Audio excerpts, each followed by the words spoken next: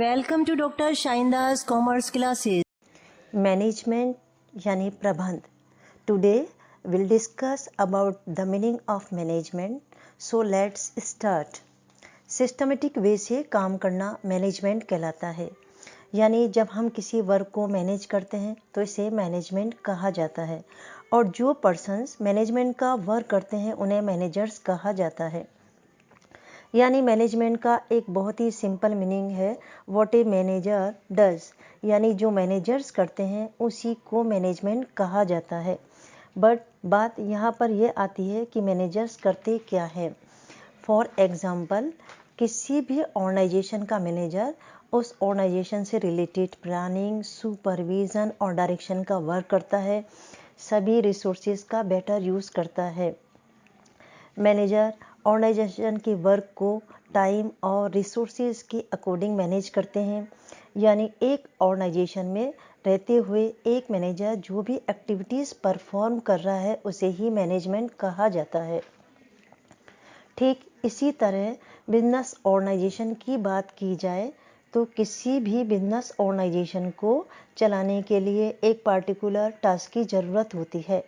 इसके लिए 5M यानी मैन, मनी, मशीन, मटेरियल और मेथड को सही मैनेज करना, इनका बेटर यूज़ करना, इनको अच्छी तरह से हैंडल करना, इम्प्लीमेंट करना, जिससे कि उस बिजनेस ऑर्गेनाइजेशन के ऑब्जेक्टिव को अचीव किया जा सके। इस पूरे प्रोसेस को ही मैनेजमेंट कहा जाता है। So management can be defined in a very simple way. Management is a process of getting things done to achieve objectives of the organization effectively and efficiently. Management एक प्रोसेस है getting things done with the others, यानी दूसरों से काम कराने का एक process है ताकि ऑर्गेनाइजेशन के गोल को अचीव किया जा सके इफेक्टिवली और एफिशिएंटली। इस डेफिनेशन में 3 वर्ड प्रोसेस, इफेक्टिवली और एफिशिएंटली बहुत ज़्यादा इम्पोर्टेंट है। आइए इनको समझते हैं। Process means series of steps. Process basically are the function which the manager needs to performs, यानी वो फंक्शन जो एक मैनेजर को अपने ऑर्गेनाइजेशन में परफॉर्म करने पड़ते हैं, उन्हीं को प्रोसेस कहा जाता है। तो इस वे में देखें तो हम कह सकते हैं कि मैनेजमेंट एक प्रोसेस है, क्योंकि इसमें भी एक के बाद एक रिलेटेड स्टेप्स लेने पड़ते हैं। इसमें जनरली जो फंक्शंस आते हैं वो हैं प्लानिंग, ऑर्गेनाइजिंग, स्टाफिंग, डायरेक्टिंग और कंट्रोलिंग। प्लानिंग में मैनेजर फ्यूचर के लिए प्लान करता है, यानी थिंकिंग इन एडवांस। टारगेट को अचीव करने के लिए क्या करना है, कब करना है, कैसे करना है। जबकि ऑर्गेनाइजिंग में डिफरेंट टास्क को पूरा करने के लिए जो रिसोर्सेज चाहिए उनका अरेंजमेंट किया जाता है। इसके बाद स्टाफिंग में ह्यूमन रिसोर्सेज मैनेजमेंट किया जाता है, यानी राइट पर्सन को राइट जॉब पर लगाया जाता है।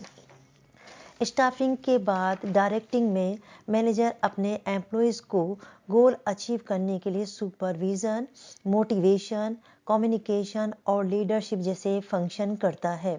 और लास्ट में कंट्रोलिंग में एक्चुअल परफॉर्मेंस का प्लान परफॉर्मेंस से कंपैरिजन किया जाता है।